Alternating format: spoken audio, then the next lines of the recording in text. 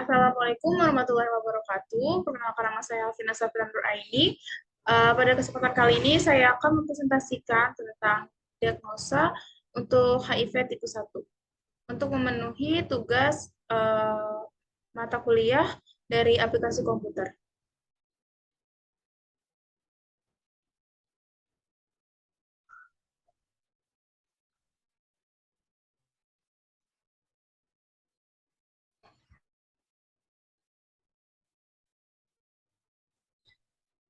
Ya, judul yang saya ambil adalah diagnosa dini pada infeksi HIV tipe 1.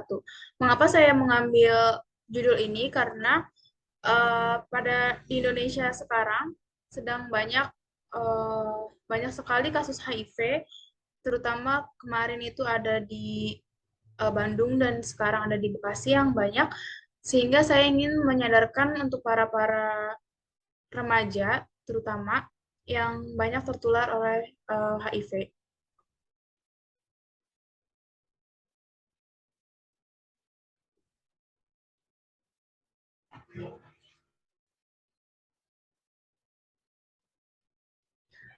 Ya, sebelumnya pengertian dulu.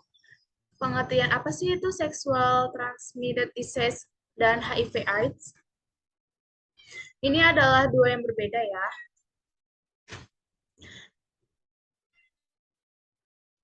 Yang pertama ada sexual transmitted disease atau STD atau yang lebih dikenal dengan penyakit menular seksual (PMS) adalah penyakit infeksi yang ditularkan melalui hubungan seksual. Jadi penyakit STD ini biasanya itu adalah sifilis atau HIV atau AIDS. Itu biasanya ditularkan oleh pada saat berhubungan badan ya. Yang kedua ada Human Immunodeficiency Virus atau HIV. HIV adalah virus jenis retrovirus yang memiliki asam nukleat berupa RNA dan memiliki enzim RNA direct DNA polymerase atau reverse transcriptase untuk memproduksi hibrid DNA di dalam sel inang yang menyebabkan penyakit AIDS. Jadi HIV ini adalah virusnya, sedangkan AIDS itu adalah penyakit yang disebabkan oleh HIV. Virus ini menyerang di dalam sel inang yang menyebabkan penyakit AIDS. Virus ini menyerang sistem kekebalan tubuh manusia sehingga virus, jamur, bakteri, dan parasit mudah masuk dan menginfeksi tubuh. Jadi HIV ini adalah penyakit yang menyerang sistem imun kita di mana semakin kita stadium HIV-nya semakin tinggi, maka badan kita akan semakin kurus gitu. Karena yang diserang adalah sistem imunnya. Yang kedua ada penularan. Apa sih penularan dari HIV itu gimana bisa bisa HIV itu? Yang pertama itu adalah cairan tubuh. Nah, HIV atau AIDS ini kan ditularkan melalui hubungan seksual, salah satunya kan. Nah, cairan tubuh itu maksudnya dari air liur atau dari cairan sperma pada saat melakukan hubungan seksual, bisa juga dari darah. Yang kedua adalah hubungan seksual, di mana hubungan seksual itu biasanya kayak seks bebas gitu, atau bergonta-ganti pasangan yang sering gitu. Karena kan nggak tahu apa banyak ada yang HIV atau enggak gitu.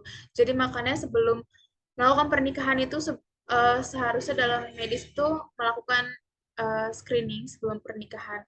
Yang salah satunya adalah untuk cek HIV atau sifilis. Yang ketiga adalah penggunaan jarum suntik yang terkontaminasi. Maksudnya gimana itu? Misalnya menggunakan narkoba dengan jarum suntik, atau uh, menggunakan tato. Itu biasanya kan karena tato itu dari jarum ya.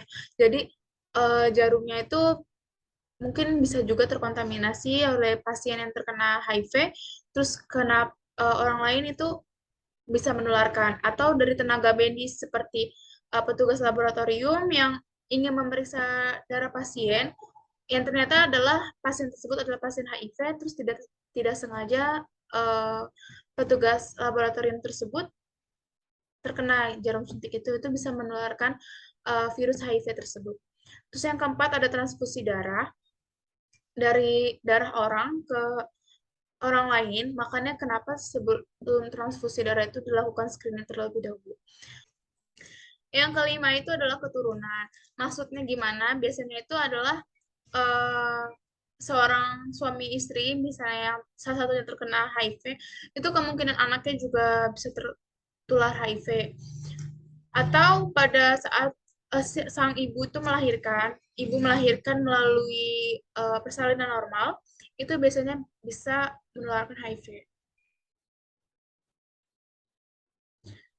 Terus ada pencegahannya. Apa sih itu untuk mencegah HIV/AIDS itu gimana sih? Nah, langkah pencegahan HIV itu yang pertama, hindari berganti-ganti pasangan atau melakukan seks bebas. Ya, seperti yang kita tahu ya, kita nggak tahu gitu orang ini tuh terkena HIV atau enggak. Makanya pentinglah eh, tidak seks bebas, walaupun di era globalisasi ini yang semakin ke sini, itu semakin banyak seks bebasnya, itu harus kita sebagai remaja kan tahu ya kalau itu tuh nggak baik. Jadi lebih baik dihindari untuk mencegah tertularnya HIV. Terus yang kedua, hindari penggunaan narkoba, terutama melalui jarum suntik. Seperti yang sudah diberitahu ya, jarum suntik itu bisa terkontaminasi oleh pasien HIV yang tidak sengaja jarum suntik tersebut eh, terkena gitu sama orang yang nggak HIV gitu. Jadi nanti akan terkena HIV. Terus yang ketiga itu melakukan edukasi mengenai HIV kepada masyarakat dengan benar. Pentingnya edukasi itu kepada masyarakat itu sangat penting banget ya, karena banyak masyarakat awam yang nggak mengerti, terutama masyarakat awam yang nggak mengenal dunia medis, itu biasanya cuman pikir mereka itu hanya karena berganti-ganti pasangan aja HIV, padahal tadi sudah dijelaskan banyak sekali penyebabnya. Nah, yang keempat, diagnosa laboratoriumnya itu apa aja sih? Ternyata tuh diagnosa laboratorium untuk menentukan virus HIV itu ada banyak loh. Yang pertama adalah rapid test. Rapid test tuh bukan hanya untuk sekedar ngecek apa COVID atau hepatitis atau narkoba. Rapid test itu juga bisa untuk mengecek HIV, namanya rapid test HIV. Itu apa sih gunanya? Itu untuk mengetahui secara cepat ada atau tidaknya HIV di dalam tubuh kurang lebih dalam waktu 20 menit dan digunakan sebagai tes screening.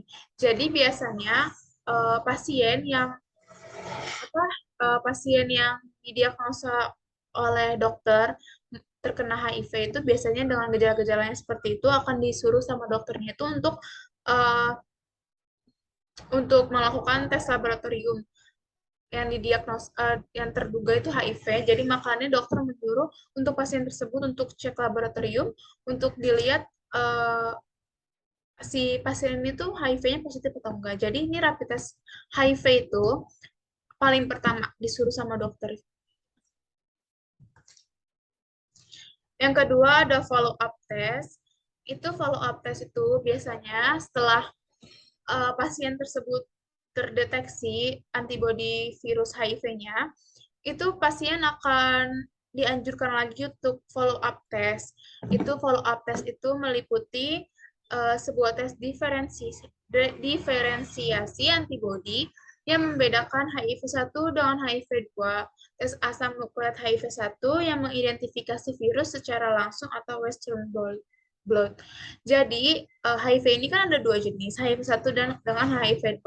Jadi follow up test ini, misalnya rapid testnya itu udah positif, follow up test ini tuh untuk membantu melihat gitu apakah si pasien ini tuh terkena HIV-1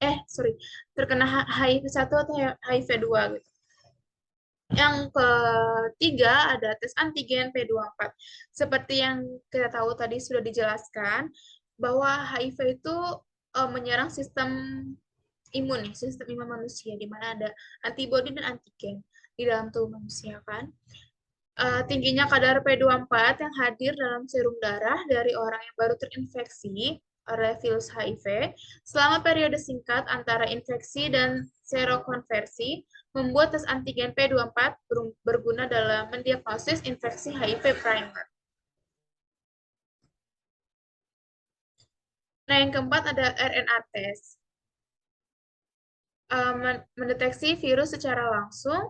Hal ini sangat menguntungkan karena dapat mendeteksi HIV dalam waktu 10 hari setelah infeksi muncul dalam aliran darah sebelum pembentukan antibody. Jadi setelah apa namanya virus HIV itu masuk ke tubuh manusia, itu kan ada masa inkubasi ya untuk si HIV itu membentuk antibodi. Jadi sebelum antibodinya HIV itu terbentuk, RNA tes itu bisa digunakan dan itu bisa terdeteksi. Beda dari tes-tes sebelumnya, itu harus beberapa hari dulu.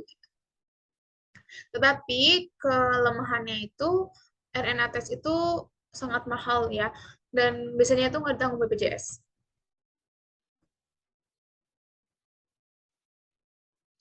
Nah, yang kelima itu adalah tes NASBA. NASBA tes itu untuk mendiagnosis cepat dan kuantitatif HIV-1 dalam serum pasien. Keuntungan utama NASBA ini adalah ia dapat bekerja pada kondisi isotermik, biasanya pada suhu konstan 41 derajat Celcius. Nah, dari semua yang saya bacakan hari ini, yang saya dapat materinya itu, saya mendapatkan jurnal dari https jurnal mkfk.unat.ac.id indeks php art artikel download K31 313246. Jadi saya mendapat jurnal dari Fakultas Kedokteran Universitas Andalas. Ya, sekian presentasi dari saya. Kurang lebihnya mohon maaf jika ada salah-salah kata dan kurang lengkapnya paparan saya pada hari ini. Wassalamualaikum warahmatullahi wabarakatuh.